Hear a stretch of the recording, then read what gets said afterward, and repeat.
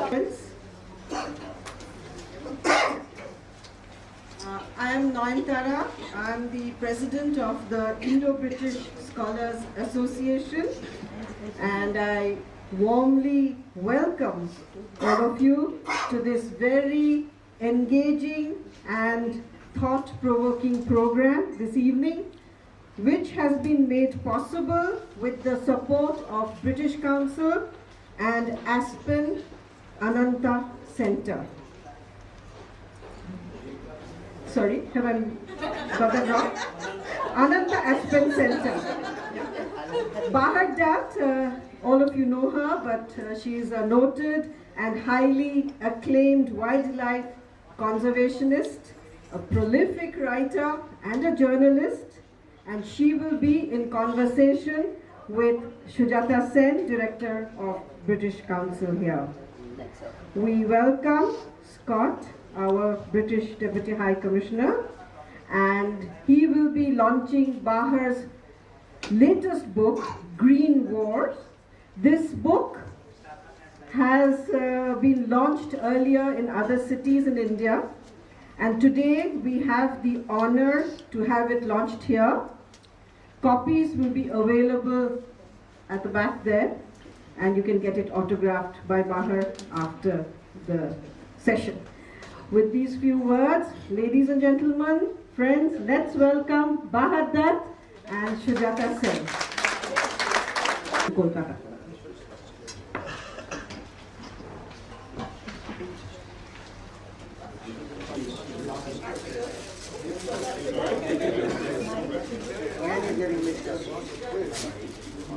Is it mixed up?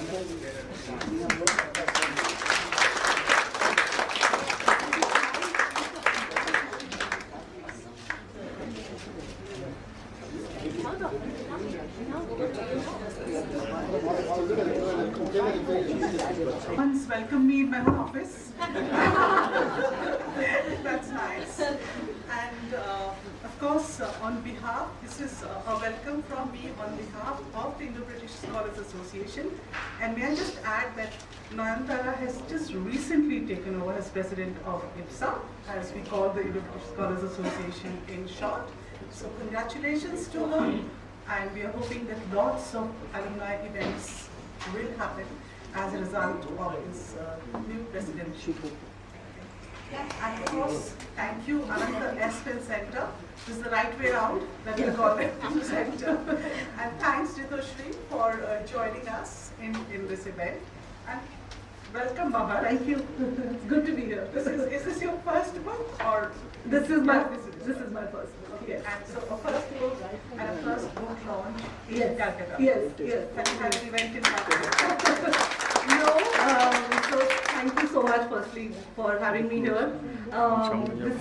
There haven't been too many book launches. I should just say there's been one in Delhi and the second one is here. I don't know if there'll be any more, so thank you all so much for taking out time from your busy lives to be here.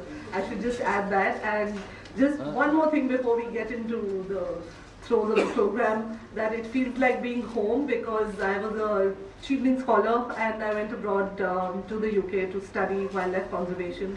So this is like a homecoming in some ways, to be back in the British Council. Well, congratulations for this book, especially because it doesn't read like a first book. It reads as if you're absolutely,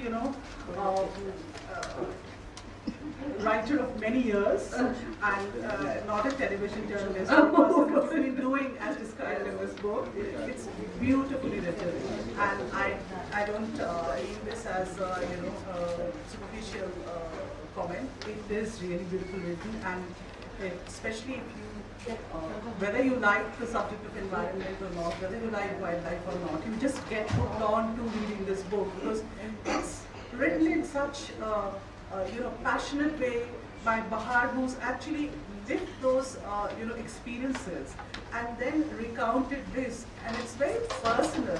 And what is very nice about the book is that it's personal, but from every personal encounter she takes you to the larger view. Yes. So from personal to the immediate to national to how things in the bigger world ahead, what we do here, sitting here today. Yes. So that's why this book is, so good to read and so captivating. Thank you. Okay, why did you write the book finally? Because you could have just carried on reporting as a... That's true. Yeah.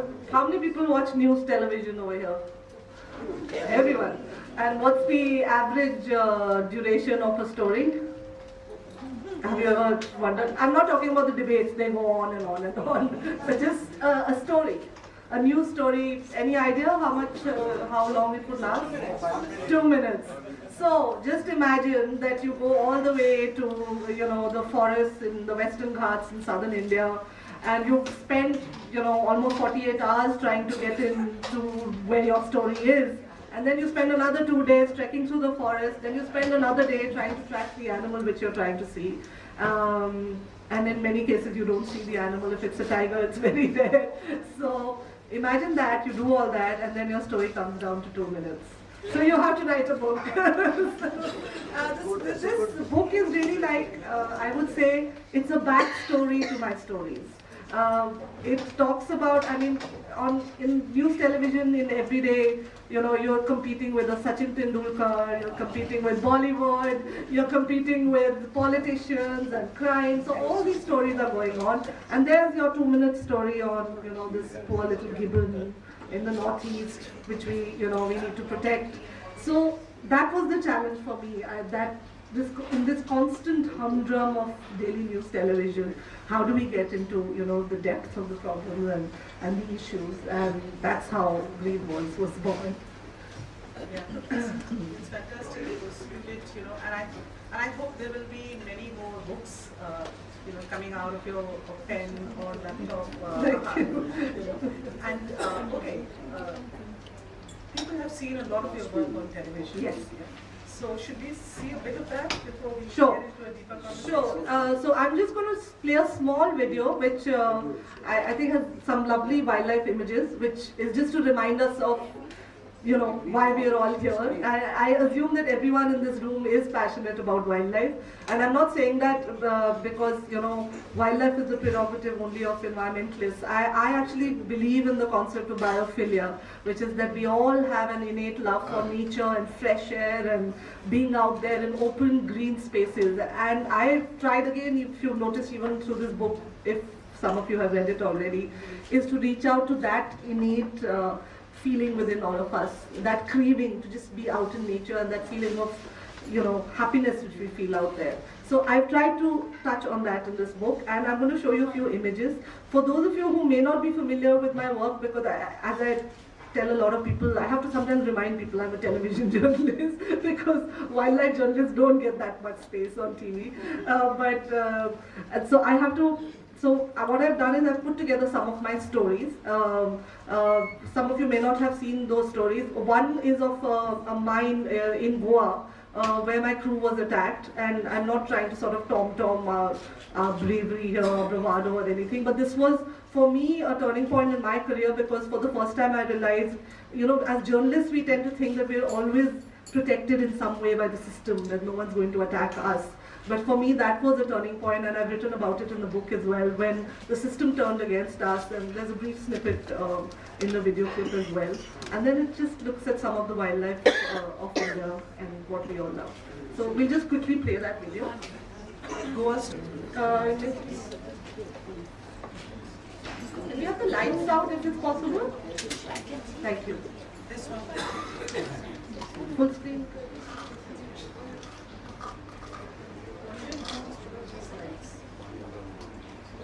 Sound okay, I apologize, the sound becomes a little bit of an issue.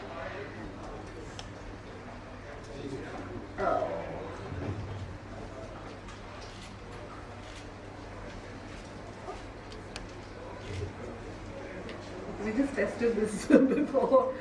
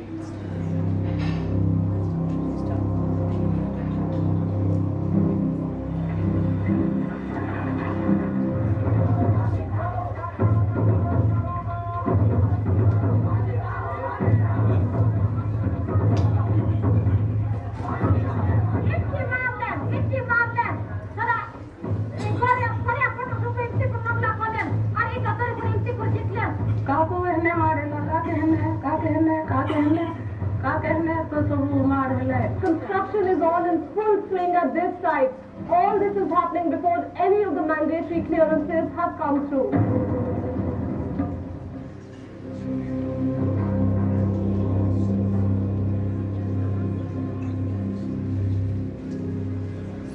It's obvious that the owners of the mine are nervous about our filming. A huge mining truck deliberately blocks the road to prevent us from going further.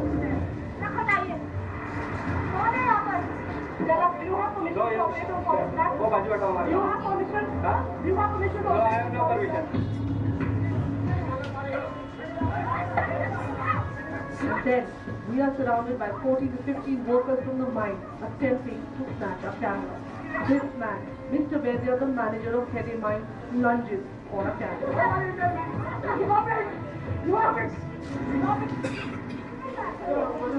Based on the visual evidence by CNN, IBN and an urgent writ petition by Goa Foundation, the Central Impound Committee of the Supreme Court has ordered an inquiry asking why the mine should not be shut down. हमने कल document किया है, वहाँ गांव वाले बिठाए गए हैं कि सुप्रीम कोर्ट की कमेटी आ रही है, वो उनको भगा रहे हैं वहाँ से। ज़्यादा मेरा घाट असत्य बोल रहे हैं, इसकी नहीं हुई आई हो। Sir CNN, IBN। नहीं, वो तो ऊपर से बोल, आप गलती नहीं, आपकी गलती, चैनल की गलती, आपकी गलती नहीं है। जो सवाल कर रहे हैं सब लेकिन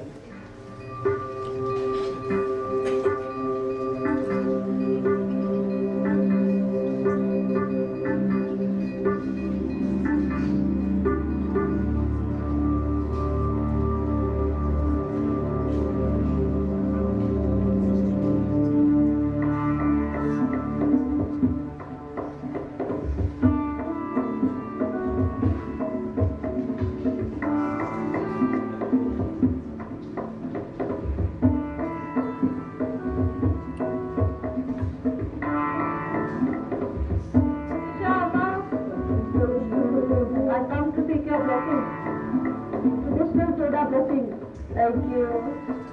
Am I looking good? I look like a top model.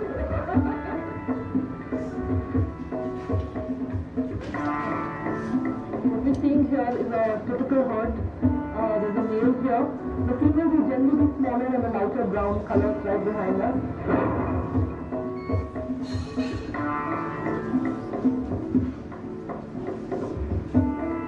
This creature that you see in my hand is the Indian gharial. It's today as endangered as the Indian tiger.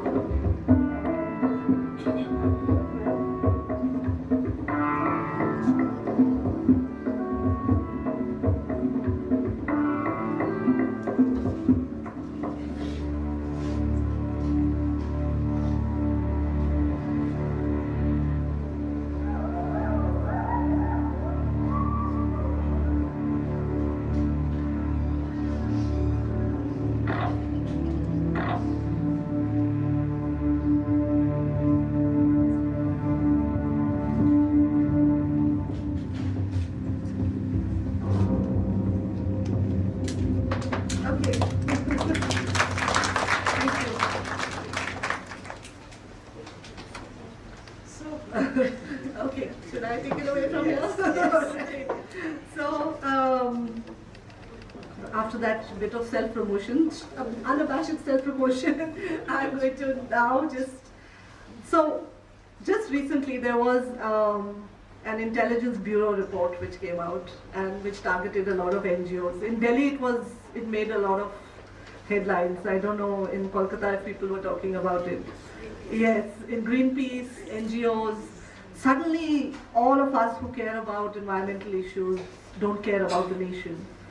And that's why I call this book as Green Wars, because if you've seen some small snippets over there as well, this tension which we're dealing with between environment and development, it's there everywhere now. Everyone's talking about it. Ironically, when the minister took over, the new minister took over, the new government took over, the first statement that we heard was, we're going to clear projects within a day. And I'm going to present data to you here which shows that already the Environment Ministry has a clearance rate of 95 to 98%. I mean, how much more efficient do you want the system to be? Already we are talking about clearances which are just given. And this is a dilemma for us. We're a modernizing economy. We need sources of energy. We need to have poor people who have access to energy. But what I try to say in this book is that are all those forms of development going to the people they were meant to, which is the poor people or the people who live with those resources, or are they being used to support our carbon-intensive lifestyles in the city? And that's where I've tried to question the model of development through this book. And when you asked me why I wrote this book, it's a bit difficult to do that just, in a news story. So I've analyzed data, I've gone into places like, if you've heard of, the Niyamgiri Hills, has anyone heard of Vedanta and the struggle going on? Everyone's heard of that. So I went there in 2007 when, Avatar hadn't been made, no one had heard of that place. That clip you saw of that woman who was, taking out her sari in anger, she was actually telling me how, the police came and the women were stripped of their clothes. And this is how brutal, when we say development, this is the brutal form that it takes. And I remember, and I say this in the book as well, I actually had to put my mic down and I went behind a hut and I just cried. And I know this is not a thing to say, because journalists are not supposed to have emotions. We're supposed to go there and just do our story. And we're not supposed to get emotionally involved in our story, but I did. I was embarrassed about it. I actually had to tell my producer and my camera person, keep rolling, because we were, the women were very angry and we had to catch that emotion on camera. But I had to just step aside from the story. And that's when I realized that, we're constantly saying people need to develop, but who's developing? We're not questioning that. And that's what I've tried to do through this book. I'd like to just request if we can just quickly put on a PowerPoint presentation. I'm not going to bore you with too much data or anything, but just to give a context to what this book is about. Yeah, if you can remove that and make it full screen at the bottom. Yes, thank you.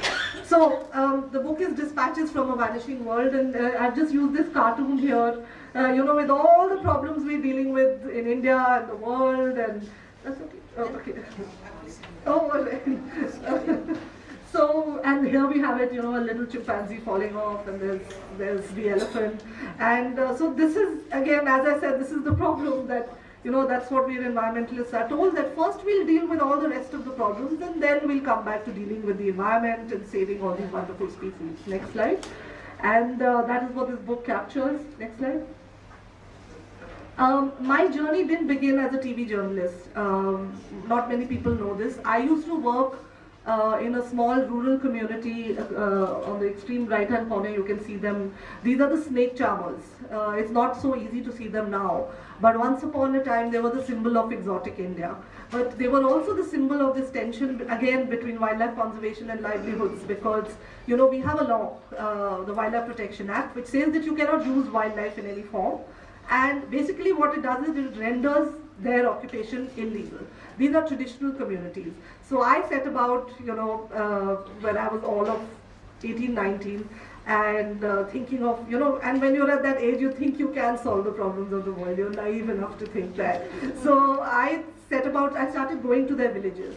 And I said, how can, the problem which was going on was that the forest department would go and tell these people, what you're doing is illegal. So they would take their snakes away. The man didn't know what else to do because he's really not qualified to do anything else. He would go out and trap another snake. So not only are you actually encouraging more wild animals to be trapped from the wild, you're not addressing the problem in any ways. So you have a poor community, you have wild animals which are also, so we also documented that they were being treated badly. So it wasn't that, they were keeping them very well. So both sides, there were arguments. So what we did was, I worked with them almost for 10 years. We went to villages in Haryana, Rajasthan, basically in northern India. And we developed what we called a band called the 100 Charmers. And this is a band which performed all over the world. Their bean, which was, the flute which they used to play, they had forgotten how to play that in the community, so we revived that. We revived some of their traditional tunes. We set up a cooperative, and the 100 Charmers has now performed in many countries across the world, including Scotland at the Fringe Festival. And it's also performed in Rome, and it's performed all across India. And they don't use snakes.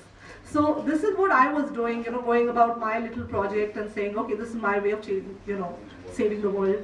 But as I was doing that, I realized something else was going on in India, which was that our economy was opening up and large tracts of forests and wetlands and rivers were being diverted for highways and thermal power plants. And we know the story. I mean, we all know it and we all see it all every day around us. Next slide.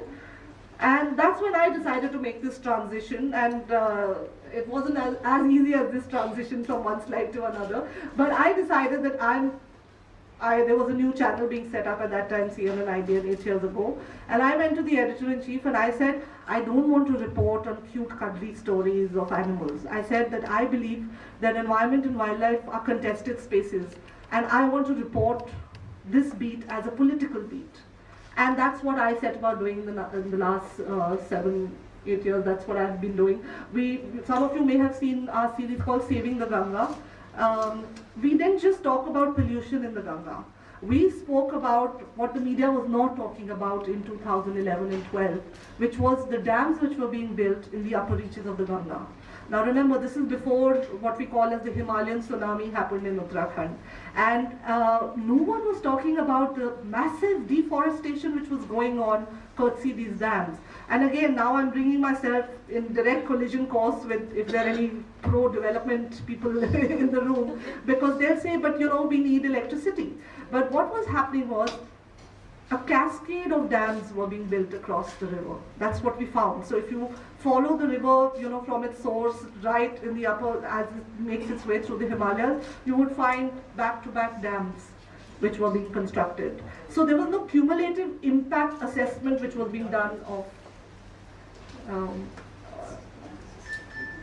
let's see, that's okay. He's just doing his job, so it's okay. Okay, next slide. So this book, as I said, you may have seen a small clip of it. This is the Saras crane, the world's tallest flying bird. And again, I don't know if you observed it, but that clip which I showed, there was a small clip in which Mulayam Singh Yadav was actually building an airport on the habitat of this bird.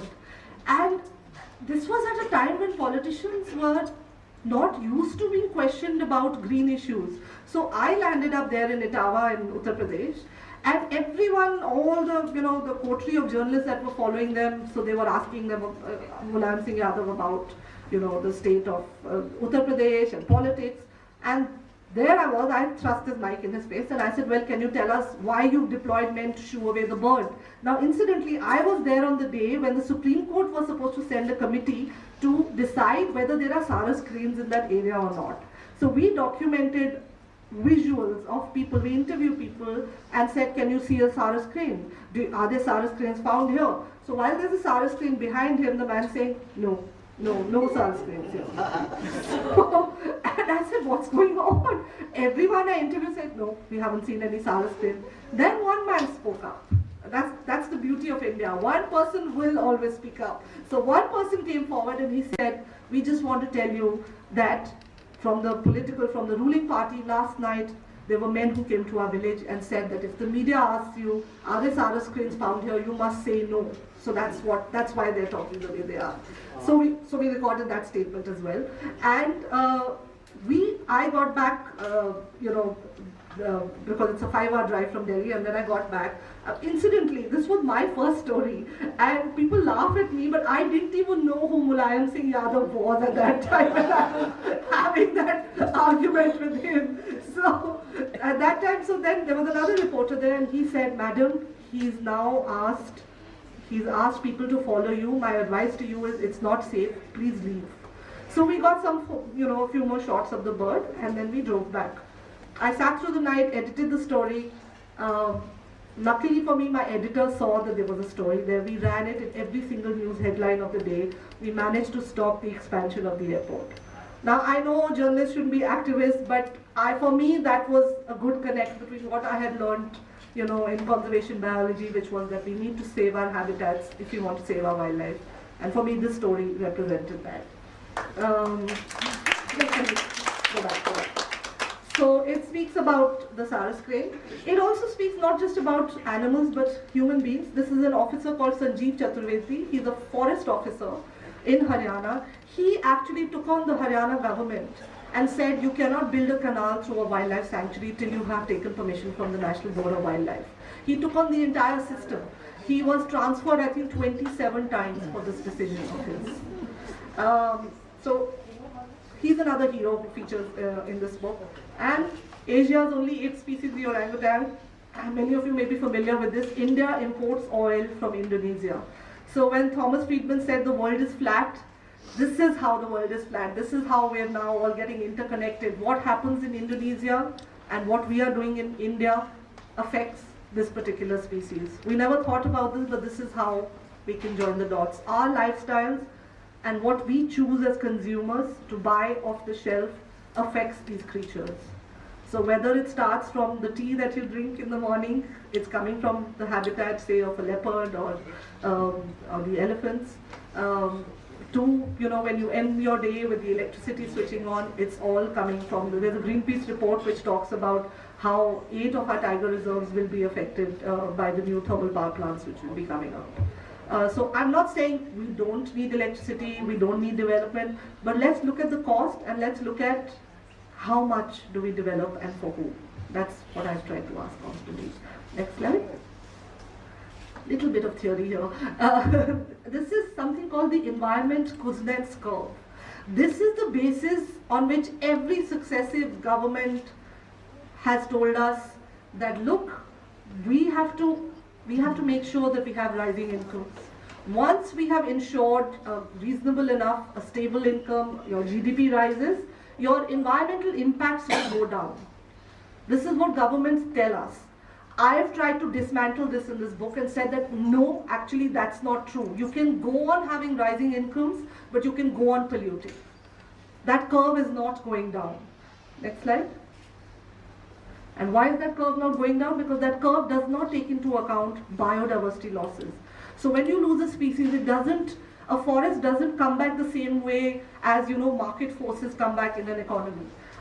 You see over there the Yangtze dolphin. This is a dolphin which went endangered after and I'm not saying the Three Gorges Dam was responsible, but it is considered to be one of the prime reasons why this species was lost. India, since independence, has not lost a single species. But we don't know what's going to happen in the future because there are many species now on the critically endangered list. So I tried to debunk the Kuznets curve and said that no, actually, the Kuznets curve doesn't work. And in fact, world over now, economists do recognize that this theory is no longer applicable. Next slide.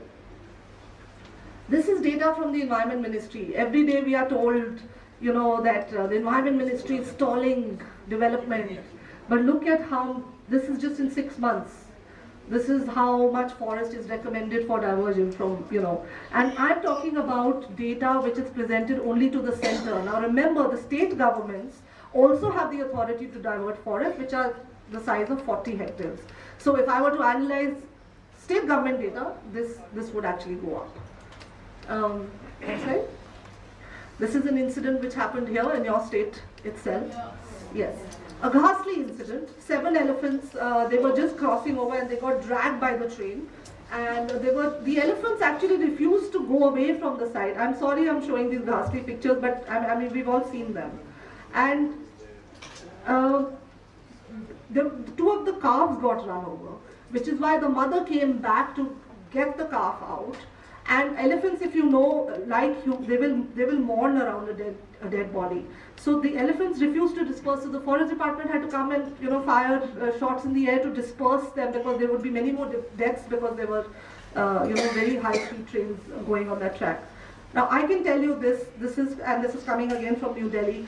That the Power Ministry says they will not slow down the trains going through national parks. So this has been a huge battle by the environmentalists that at least there are critical areas which have been identified in North Bengal where the trains need to slow down because we know that animals pass from that area. But I have information from different ministries now which say that they are no longer going to pay heed to this. What they're saying is they're going to fence the land all along the railway lines so that these animals can't cross and they don't get into conflict. But the first thing we need to do is ensure that there's enough coal in the thermal power plants.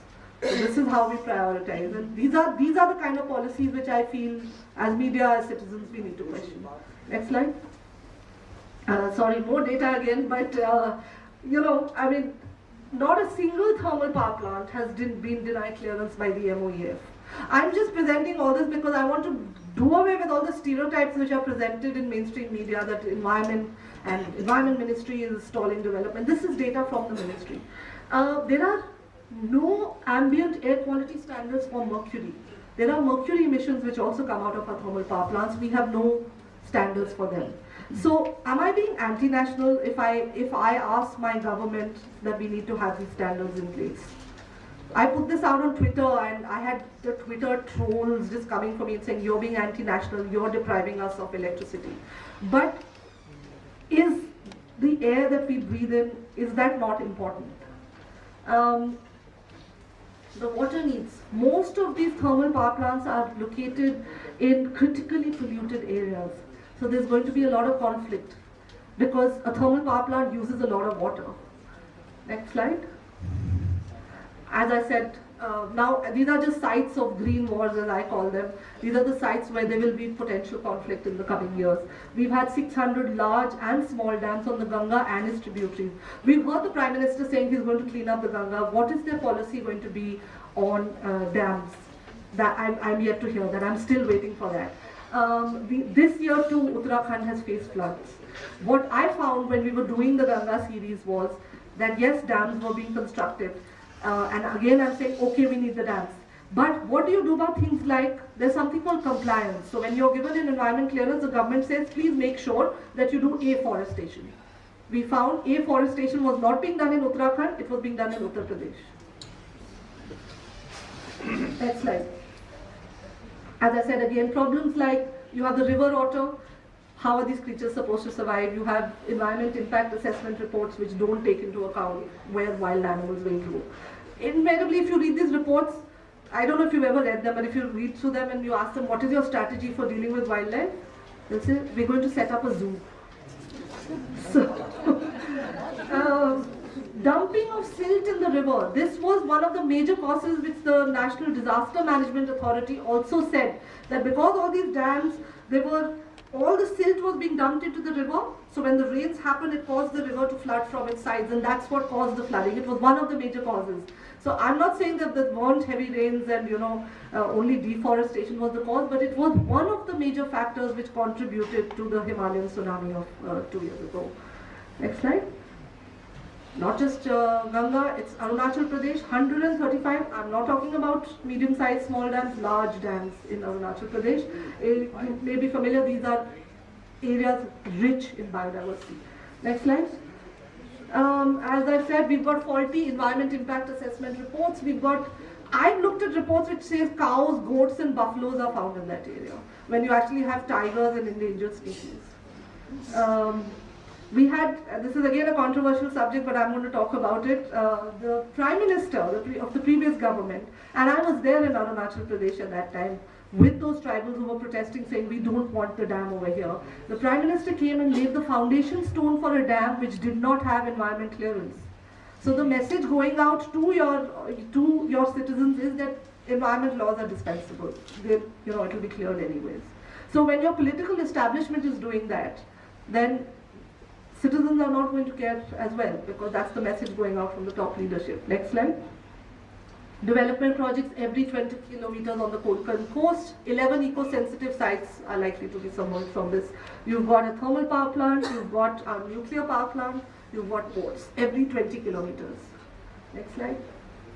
So enough of negative stuff. What changes do I want to see in India? As environmentalists, we're constantly told that we're always complaining and we're always saying the bad stuff. I want to see India move towards a concept called gross environment product. From GDP to GEP, which is that how many rivers have we cleaned? How many households have we incentivized to switch to renewables? How many farmers have we given incentives to switch to organic farming? And how many cities did we clean up in terms of levels of air pollution? Next slide. And these are just some examples. Husk Power, this is an organization, I don't know if you've heard of them, in Bihar. They generate electricity from rice husk. So these are possibilities, and mind you, this is not happening in one village. He's doing this work in a cluster of thousands of villages. So it is possible to scale up. Next slide. This is an example of daily dump, it's called. This is basically, this is happening in Bangalore. It's again a very clever revolution. They basically, if you see those pots over there, they encourage, how you can organize, how you can compost right in your own house. And you can buy this from them, it's for 500 or 1,000 rupees. And that way you ensure, that the methane emissions from garbage is lessened if you buy this. Next slide. This is a wonderful man called Anil Joshi. He works in the Himalayas, and everyone, used to talk about dams, what is the alternative? So he spoke about this indigenous technology which used to be used in the hills many, many, many years ago, which was called the gharat, which was water mills. Basically, it's the same principle as a dam, but less damaging as a big hydro dam. And he said, if it is really about providing electricity to the local people, why not develop these gharats all over again? And so he's done that he's doing this across the Himalayas. It's very successful. It generates electricity. It provides a livelihood to women because it's also used for grinding flour as well, the electricity which is generated. Next slide. And finally, I'm just going to read a small portion from my book. It's called Hooked on the Hulock. This is chapter 6 of my book, and this is just to give you just a sample of what the book is all about.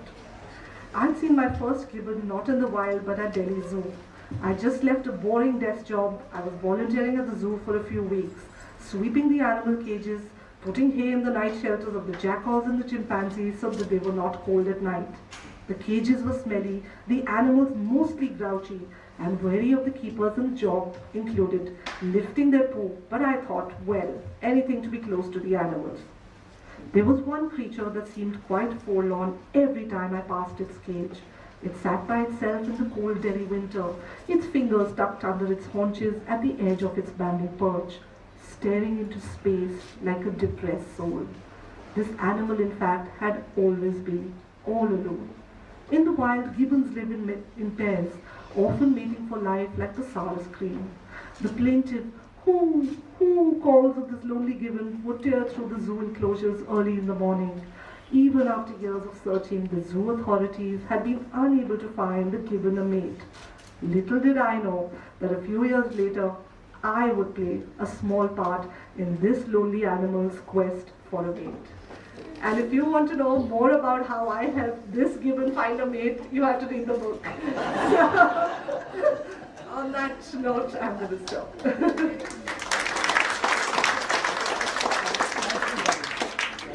It's just a small part of the book, but a fascinating bit about the fascinating book. In your different experiences, you've also, very openly and frankly described some of your disappointments, Yes. and your failures, and I find that very interesting. So, would you like to tell us a little bit about some of your failures or big disappointments? Many failures, many failures. I think the failure is also collective, and there's a slide I usually show of my friends who are environment journalists who I worked with. Today they're all jobless. In journalism, we don't want to report on environmental issues anymore. For me, that's a collective failure. I feel that we've lost somewhere in journalism, a very special space which each of us had carved out. And I feel it's so important in this day and age, in our times right now. That's one failure. Every day used to be a constant battle with the editor. I used to get tired with that. I'm very lucky, my organization was very supportive, but there was also always a constant battle. If there are any journalists in the room, they'll know how much you have to fight with your editor to get stories. And also your whole experience of rehabilitation of the monkeys in Delhi. Yes. That's a very complex issue, and it's difficult to get into here. But as I said, before I was doing journalism, I did a lot of hands-on conservation. So Delhi has this huge urban monkey menace issue. So I used to run a shelter where we used to get calls, someone would say there's a monkey in our, it's coming and opening our fridge and it's attacking my children, and please do something about it. So I tried working with this one colony, well, colony of human beings, which also had a troop of monkeys which would visit in the day and would, you know, go open the fridge, glug down some apple juice, would take out some oranges, then go, you know, into the next room. Then they would, monkeys are there very similar to humans, then they would, you know, drape the cloth around it. Anyways, that was the funny side. But the complication was that the human beings there, they just said, please just take away the animals. And I said, look, we can actually devise a way where you can live with these animals. We'll just make sure that you have a system that, you know, you're going and feeding them bananas and things like that. We'll make sure that we set up feeding stations, but away from where, for instance, children are playing, or there's a tendency that, you know, human beings can be bitten or anything. So we tried working a scheme out with them. And we had scientists coming in, giving their inputs, everything. But eventually, they just called up a trapper, and that trapper came, and he took away an infant and a mother. He separated them. That caused more aggression in the troop. There were more bites in that neighborhood that day. And I tried very hard to work with those people, saying, look, I'm going to give you a long term, but they just said, we want to be rid of the problem. And I can understand that. In a way, I sympathize with them. I can understand it's not nice to have a monkey in your backyard, especially with children playing and everything. But I feel in India, we come up with ways to live with wildlife. We have animals everywhere. I mean, we used to. And I feel that our tolerance levels are going down. It's a journey itself. You know, it's an internal journey. It's not just about going out there. It's also an internal journey about, okay, from moving to constantly questioning the system to moving to a space where you give suggestions. And that's why I always put these positive examples. This is my hope, that if we can scale up some of the fantastic work which is going on in the country right now, if we can scale that up, if we can talk more about it, if we can implement that in our lifestyle, that's the way. Okay, are there any, in your opinion, are there any good examples of countries which have managed to work both with development and environment? Great question, and I need to do more research on it. But I think China is now getting its act together. It is after having yes, things are very bad in China, but at least China will have systems in place where they will say, okay, please don't go out today. The air is so. We're not even doing that. There was a day when Delhi had reached the same alarming levels of pollution as Beijing had, and Beijing declared it as a national emergency day. Don't go out. Don't step out. We're not doing that. We just go about our work as business as usual. So I'm saying that at least China is now waking up to the fact that it's done something wrong and it needs to. I still feel we are still not questioning ourselves enough. We think it's okay, the way we are going about our business is fine. So yeah, this is what Brazil is a good example. There are examples from developing countries.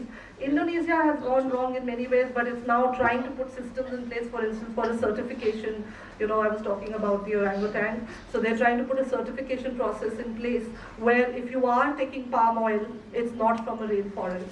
So somewhere, I think we need to move towards a certification process. Where do our products come from? Do they come? Where does our wood come from? Do any of us, when we're building a house, wonder about where that material is coming from? We don't know where we source it. So if you were looking at ourselves in terms of what's happening in India, and there was some sort of an index like the Transparency International Index or whatever, or the Environment Index, where do you think India would sit, you know, in that? Oh God, way down below. No, there is the Center for Science and Environment. They do studies. They rate industries on the good industries, the bad industries. I think that's the way forward. Again, we need to incentivize industries that look, if you clean up your act, this is the incentive you're going to get from the government. These are positive measures. Renewables, we need to move into that space. But you know, our tendency is to then just focus on one source of energy. So if we say renewables, now I'm going to be lynched for this, but we've had problems with renewables in terms of wind and its impact on bird life. So I think everything has a cost and so that needs to be more honestly done. So, okay, so I want to just get back to the writing of the book. You know, do you keep a diary? Yes, I used, yeah, I do keep a diary, and every day, this book took 4 to 5 years to write, and I'm not saying it's like some great tome of environment conservation or anything, but it took time because I would be out there, I'd be reporting, and in the night I would come back and I would scribble a few notes, and that's what I then put together. Because there's so many important facts also carrying this book Yes. besides your personal experience. Yes, yes. That's why I was wondering. The research took a long time. I mean, I spent the last 1 year was spent just in the Worldwide Fund for Nature library, just looking up material for the book. So there's a lot of research there as well. Okay, so I'll open it up to the house now. Okay. Because I know there will be quite a few questions on this subject. So is there anyone I'd who love wants to hear go those first? questions. Yes, so please. And you can maybe Okay, so you go first and then we'll come back to you. Yes. How can that be modified, to be really protective of wild animals and nature? Yes. Good question. Environment impact assessments, we're right now at an age where they want to just completely do away with it. But my suggestion to the government would be make the compliance, make that as mandate. Right now it's just you give the clearance and you give 10 conditions. Let's be more strict about the adherence to those conditions. So for instance, if a project is coming up and it causes 10,000 trees to be chopped, please make sure that the afforestation is done as per the, make sure that you plant species which are not just fast growing eucalyptus trees. Keep in mind biodiversity. So there are the systems are there, but we just need the political will to follow them. Exactly. So that's what happened in Vedanta. When I was there, they went ahead and built the refinery, even though their clearances were not through, because they just assumed that they would. And then they used that argument in Supreme Court saying that we'll actually lose millions of dollars because we built this refinery, so please give us permission. Question there. From the back.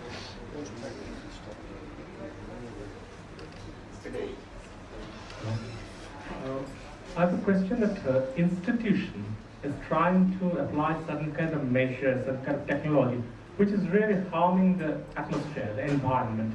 And we have certain type of alternative, just like indigenous process of constructing dam, or that type of thing you have shown. Yes. So when you have this alternative, the first question is that whether your alternative is offering the similar or the optimum outcome, or if it is so, why these things are not that popular? When you're trying to adopt a measure to make this much more popular. Yes. Thank you. Good question. And yes, you are right. Obviously, the water mill which I've shown is not going to send the electricity to Delhi. It will generate electricity for the locals. All that I'm trying to say is that we build these dams in the name of bringing development to the local people.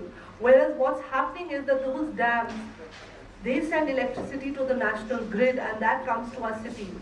And there are calculations done by this NGO called Prayas in Pune. They look at, so they are the experts on energy. They've looked at energy data, and they said if we can minimize transmission losses, for instance, we would need half the dams right now that we are constructing. Now you may ask then, why are we constructing these dams? I'll give you one simple reason. Dams is big money. It's huge money.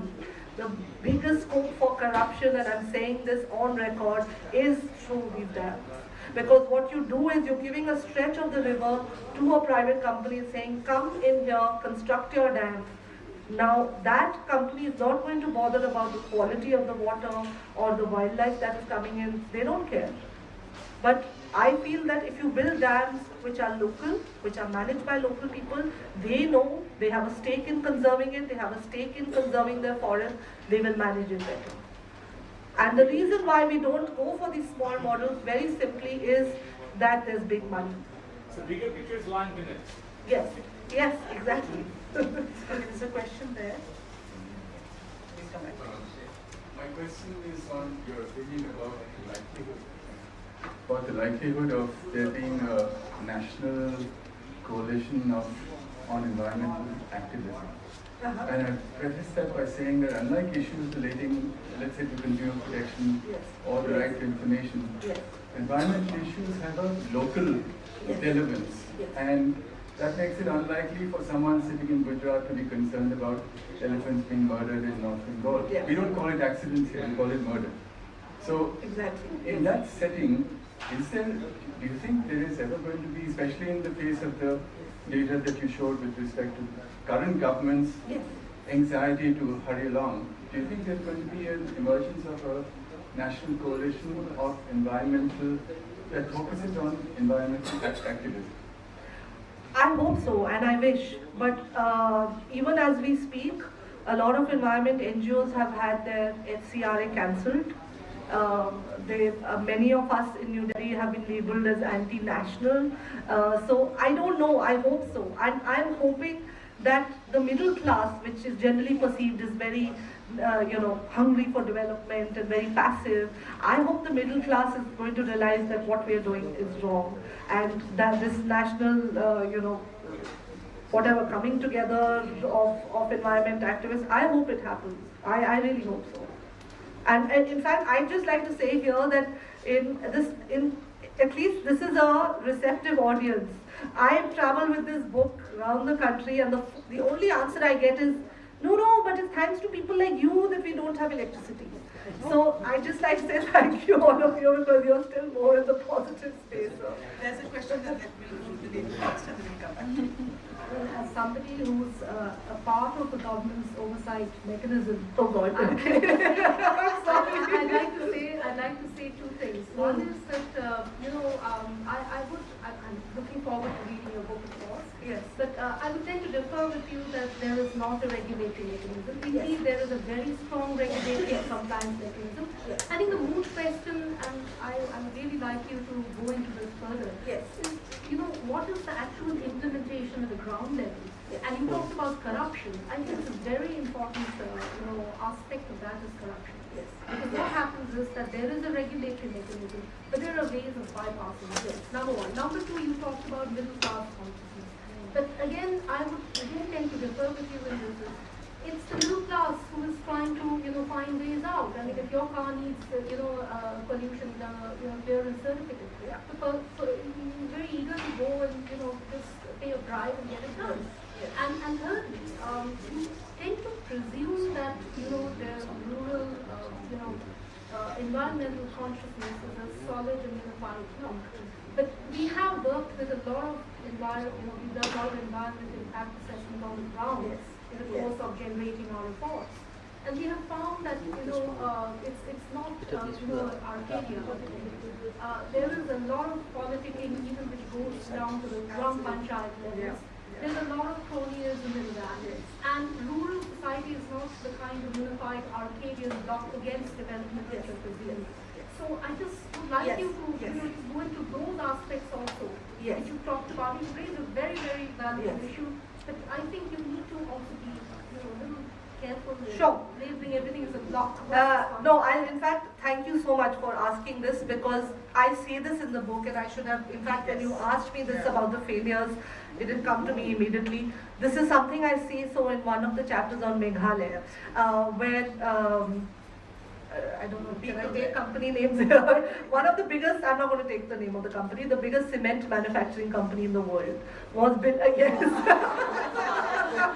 I was trying to be good about it. So I say this in the book, that was the one example where the community actually said, we want this factory and we want this project to come up. For those of you who may not know about this was in Meghalaya.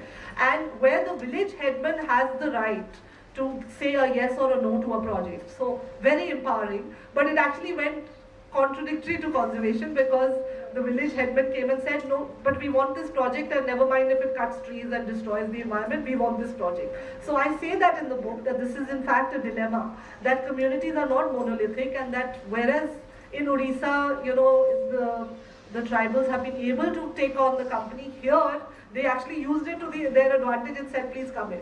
So I agree with you, and I have said that in the book, that of course rural communities are not monolithic. And even if you go to Vedanta or you go to Goa, any of the mining sites, if you go to Jharkhand, so people always ask me, but why are these places not developed? And this is exactly why, because this crony capitalism, because even if the government says 12% of the profits are to be shared with the local community, who does it go to? The contractors, the truckers, and the upper creamy layer. It never percolates down. So I think that's the problem in government policy we need to address, and I'm so glad to have someone from the government here during one of my talks. About the compliance mechanism, India has, I say this on record, the best environment laws in the world. We have the best environment laws. Unfortunately, our enforcement is the poorest. That's all. Dr. Ghosh. Thank you very much for whatever you have been saying and your dedication. I appreciate that very much. The first thing which comes to my mind in your meeting today, and you were talking about the Delhi government, the new government is changing very fast. What I use in when I teach in the classes, I use the word deconstructing environmental conservation. It's exactly the possibility of deconstruction, Yes, right? yes. And National Board of Wildlife, Yes. sitting in Delhi, you must have read Yes. that out of 15 members, we had 9 members of the NGO sector. Yeah. Now it has been reduced to 3 members, so that 100 projects are going to be cleared Yes. with this. 140, yes. And then it was 100 in the initial stage, Okay. and then it added to 40. Okay. Yes. Now, but what you have just mentioned, that regarding the people's Meghalaya case, Yes. happened to be, I have visited that area Yes. a number of times. Okay. And I happen to be also, I have had a lot of interaction with the community, Yes. with the Lafarge people, Yes. with the consultants, everyone. Okay. And one thing for sure, that whenever you talk about environment, you have to have a realistic view. That area is not to the destination which can be said other than open forest area, number one. And number two, amount of cost benefit analysis to go for that, you will see that community, 135 families, who are all living below the poverty line, by one single project, they have all come out above the poverty line. Now that comes the social dilemma, right? And the third point which comes up, which very often we neglect, every EIA, every MP, we promise eco-restoration, bio-restoration. Yes. How much restoration is being done? Yes. I believe the Lafarge, I asked the Lafarge people that you are promising after 20 years to be restoring, Yeah. but perhaps you do that in highly developed countries. Will you be doing it here? They sent me a report, only photographs of 100 countries Lafarge project, Yeah. bio-restoration project. Yeah. If that is being followed, now question is that Supreme Court month before last has said Yes. the monitoring mechanism of all the projects, you said compliance, who Yes, is doing the yes, compliance? yes. See, I was a part of person in the Environment Ministry at one point in time. So I know the compliance mechanism, what type of compliance mechanism is there. But today what we are plotting again, once again, Yes. sitting here, in Yes. this, and I must say that Calcutta is a sensitive place. We also fought for Silent Valley, Yes. to save Silent Valley, right? We did, not that we are living in Silent Valley. Yeah. So you do have an audience which is something different. So in any case, I look forward to reading your book, and I believe that more than waiting, thanks to Sujata and thanks for inviting me to this meeting by the British Council. I believe that this needs a discussion, not in a small place like this, but repetitive discussion. Whereas the case you have pointed out, Niyamgiri Hills you have pointed out, and the photograph that you have shown. And I'm very glad to see the Hulok photograph. Okay, thank you for that. You're right, I need to go look for those companies. I will come across companies, but I mean, I'll just say this for, I do a lot of company bashing, so I should do that. I think industry now is looking for ways to improve themselves, so let's hope for the best. But coming to your question on the Ganga, we all know it's Kanpur, the Kanpur stretch. I'm not going to name any one single company. What happens is it's the smaller tanneries which can't set up the chrome treatment plants and things like that. They are the ones who generally tend to be the most polluting. So I think if the government can create some mechanism where they support these small scale industries and they give them some kind of incentive to clean up their act. But I want to just say on the positive side, no one ever asked me where is the Ganga the cleanest or the most pristine. And no, it's not the Himalayas. I found that the Ganga was the most beautiful in Bihar because it gets cleaned up by, to the Gandak and the Kosi which join it from Nepal. So if you actually go towards Bhagalpur where you still get the Gangetic dolphin, the Ganga is pristine. It looks like the sea. And of course, at your Ganga Sagar, I know again there may be pollution issues because of the pilgrims and things like that. But again, it was almost like the sky melts into the river where the river meets the sea. It's still gone, and that's my last shot in the series. And for me it was just mesmerizing. So, I mean, you're also lucky to be so close to the Sundarban as well. Again, a beautiful stretch.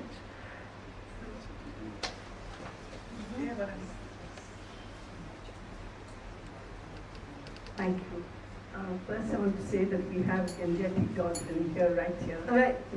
Yes, yes, that's correct. And Yes. the second thing I wanted to say, only yesterday, two of our members, our NGO, went to, there was a temple, it's the snake goddess Mansha. And there they were astonished to find there are about 10, 12 snake charmers. Right. And their way of making the snake safe for them to show the audience that they can put the snake in the mouth. It's not only to defang the snake, but to de-gland the snake. Yes. So they, you Yeah. mentioned in the first Yes, one yes. that those snakes really cannot be left in the wild. They're going to die. Yes. And we don't have, that was a wonderful thing that you've done, that the orchestra with the snake charmers. But here, yesterday we spoke to the Chief Wildlife Warden.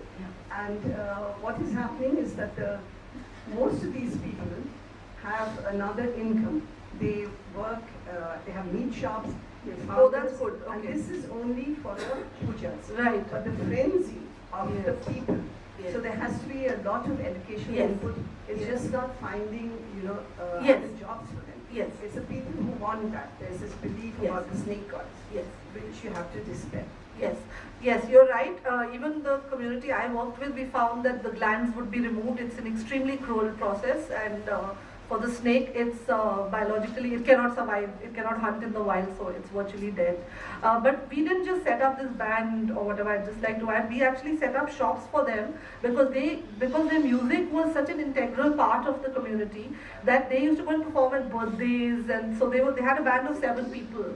So we helped them set up those shops. So it wasn't just this 100 charmers or anything, because the band that's a huge investment as well. Yeah. So we did many other things. Sorry? Yes, you can. It's called 100 Charmers. If you just Google that, you'll get it. I think there should be some on YouTube as well. Yeah, at one point I thought I should get the whiskey guys to fund it. I didn't think of that. We'll take one last question. So, while coming to snakes, Yes. I remember that one of the main sources of livelihood for the snake charmers was taking out the venoms from the snakes Yes. and selling them to the authorities to Yes. produce anti-venoms. Yes. And the prices of the venoms are quite high. As much as gold. Exactly. Yes. So this is one of the major. She's written about it. Oh, Yeah. nice. Yeah. Since I haven't read the book, so. Okay, now you have to go read it. So Romulus Whittaker in Chennai has done this, and he's done it in a responsible way, because how much venom you take out, how you take out, do you end up damaging, so it has to be done very carefully and scientifically. He's done that, and you have to manage the people also very well, because again, if you don't set up a cooperative, 1 or 2 people will end up getting all the profits. So he's done it in a brilliant way, and I think we need more of that. So those 2 snake charmers, for instance, who you caught, maybe if there were, these small venom collection centers across India. And now you're saying they do other jobs, so that's a good thing. So they're probably just opportunistic people who are trying to get an extra buck. But for people who are solely dependent on them, I would say that this venom collection is a good alternative. Okay. Okay, so to round up, Bahar, what's the next big story?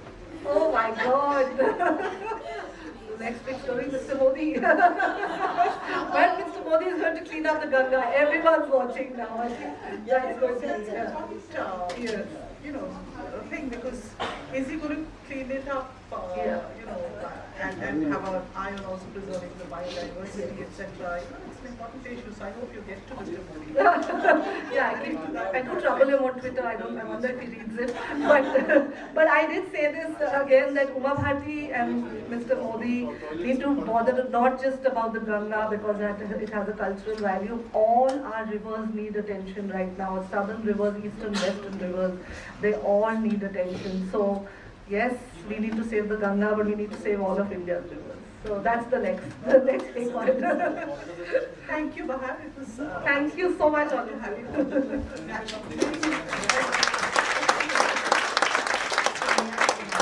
Just add my big thank you to Bahar for allowing us to get a fascinating glimpse into your world. Thank you. Thank you for that. And I'm sure all of us here, whether we are green warriors, as she eloquently puts it, or just people who crave the blue skies and fresh air, will join Bahar in her plea for a gentler footprint on the planet. So thank you for being here. Thank you. It was pouring this morning and we were praying that your flight landed okay. So thank you for a fascinating evening and some amazing photography. And Sujata ji, Yes, thank you. I hope we can cajole you into chairing and moderating many more sessions so skillfully. So thank you for doing this. One bit in the book which really touched me, and that's her saying goodbye to Chomsky, her daughter. Oh yeah. Who was old, Yes. bandaged, and she was going to Gangotri, and she Yes, had to go. yeah. She was just wanting to come back and see him. And why did he touch me? Especially because my dog at this moment is bandaged up and stitched up. Oh, so this is it's in the book about my dog who I had to leave to go up to trek in the mountains, and as soon as I came back he died within a few days. So that's just one sad moment, but I'm Now you have a Musibat, right? Yeah, I have a Musibat now. Musibat means trouble. And I'm still reporting actively for. No, I'm no longer with IBN. I'm doing full-time promotion of my book. That's what I'm doing. And thank you to British Council for hosting us here. Thank you to your wonderful team. And appreciate HarperCollins' support. And finally, but certainly last but not the least, IPSA and Noantara and her team for very enthusiastically kind of partnering with us on this. And I believe you have a special Kolkata thank you for Bahar. Oh wow! What is this? Thank you so much.